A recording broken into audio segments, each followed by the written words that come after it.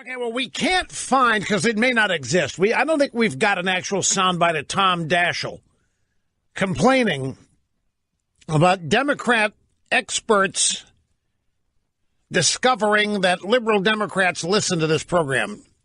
That's really what it was. This is back in 2002. It's after the midterms. We talked about this in the first hour, so I'm closing a loop here. I don't want to leave anything hanging out there. And Daschle said that their experts did a study of the audience of this program, and they were shocked. Tom Daschle was the leader in the Senate at the time of the Democrats, and he was shocked that liberals and Democrats listened to the program. That's what it was. They believed up until that time the only people that listened to this program were like-minded conservatives and Republicans. Therefore, they weren't really worried about it. And then their experts told them two things. Not only do liberal Democrats listen, but the earth-shattering revelation was that some of them actually changed their minds and abandoned the Democrat Party. Now, I think I read that Daschle said that. I don't think I ever heard the soundbite. But we have a soundbite of me. I was interviewing Bernie Goldberg. He was on the program. It was January 23rd, 2003. And this is me. Goldberg was making the point that my program had a universe of listeners far beyond just Republican and conservative. You know what we found, we deducted? We listened to Daschle's comments, and he actually said, experts have told us that. And he said something, I don't remember his exact words, but the upshot of it was that we figured they had some internal polling, Bernie, which indicated that my audience is indeed what you just said. It's not rock-ribbed. It's not totally conservative. That the people who listen to this program, I mean, that's just the key to this, me being an entertainer business. I think they found out a lot of liberals do listen to this program and like it. And he went on to say that changed their minds. It was when Daschle made the announcement, he was shattered.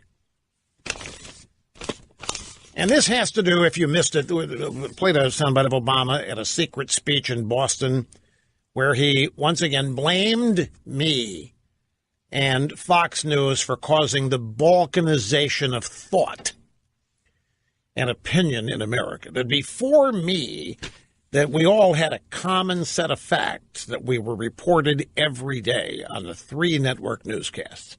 And then I came along, and then after that, Fox News came along, and Obama was lamenting the day. Man, oh man, I had forgotten so much of this Puff Daschle stuff. A friend of mine just sent me a CNN story from November of 2002. This is after 2002 midterms. These Democrats were fit to be tied over what they were learning, and Puff Daschle just lashed out at me as inspiring violence against Democrats. It was shortly after this that they all got together, 10 senators at Mary Landrieu's house in New Orleans, and decided to do Air America to respond to what was happening here. And Daschle blew a gasket, apparently, when I exposed his wife as a big-time lobbyist for American Airlines, or whoever she was lobbying for. Anyway, I had forgotten so much. My memory is impeccable, but I had forgotten how deeply irritated with me Puff Daschle was. Let me get back to the phones. We'll save that for the next half hour. Ginger in Tucson. I'm glad you waited. You're next up. It's great to have you here. Hey, thanks for taking my call. I wanted to say for the last 2 years, I have become politically active, I guess, in the way that any company that is being, criticized for supporting Trump, I literally go in and support them. I buy something, even if I don't need it. I go in, I go on their website, I buy something, I write a letter to the CEO, VPs. That's what I'm doing. On the other hand, any company that is, like with the NRA, okay, we're in our late 50s. We both joined the NRA this week. And I don't think I'm the only person that's doing that. I just feel like it's about time. I've boycotted. It's been painful because, I've boycotted, Starbucks and the NFL and a whole bunch of other types of businesses that are getting, that are against him. And then on the other hand, I support every business I can possibly support. See, I think that stands firm. I think you are a sign of what's happening out there in droves. You joined the NRA. You never would have joined the NRA other than this, more than likely, but there you are responding. And this is happening more than you would ever know by the news. Okay, now all of this has been brought back to life because Obama, rather than me repeat this, grab soundbite number one. This is it. Is Obama a super secret sports meeting speech on Friday in Boston? And it is now beginning to leak out.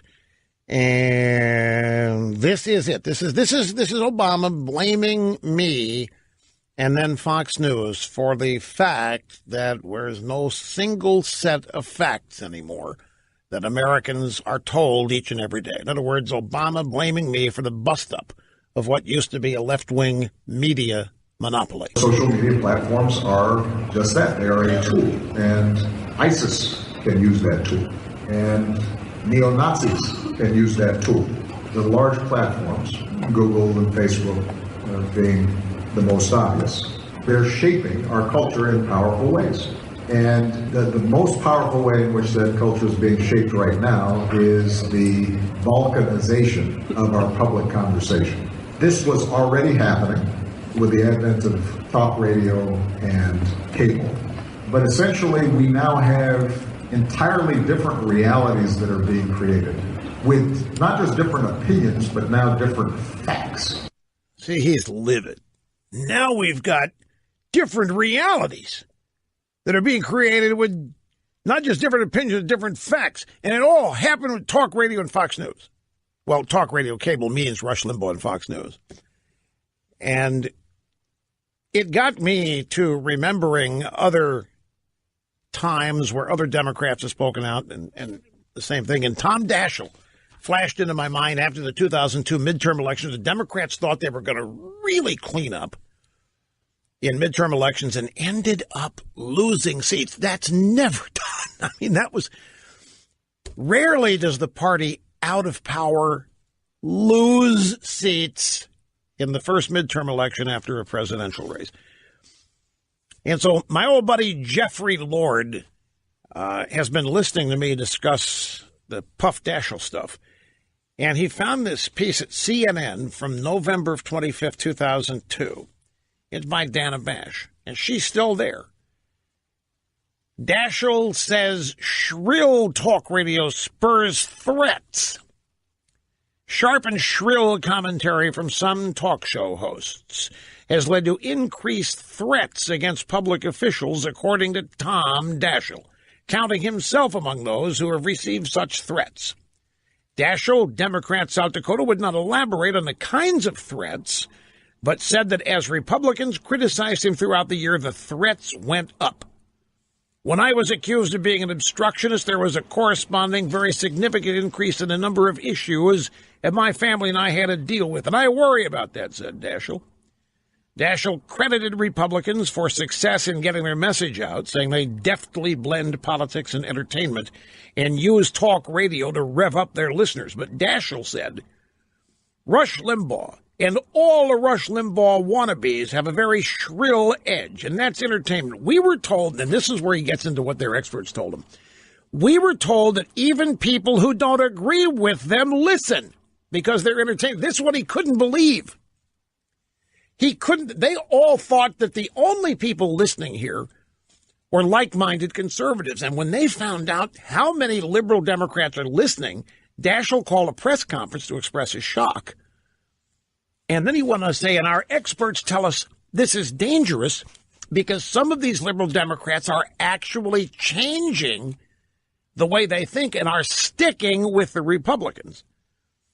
Now, what happens when Rush Limbaugh attacks those of us in public life is that people aren't satisfied just to listen. They want to act because they get emotionally invested. So, the threats to those of us in public life go up dramatically on our families, on us, in a way, and it's very disconcerting. And it says here that Limbaugh played Daschle's comments on his show Wednesday, telling his listeners every time the Democrats lose either elections or a major issue, they blame me, they blame talk radio, they blame you.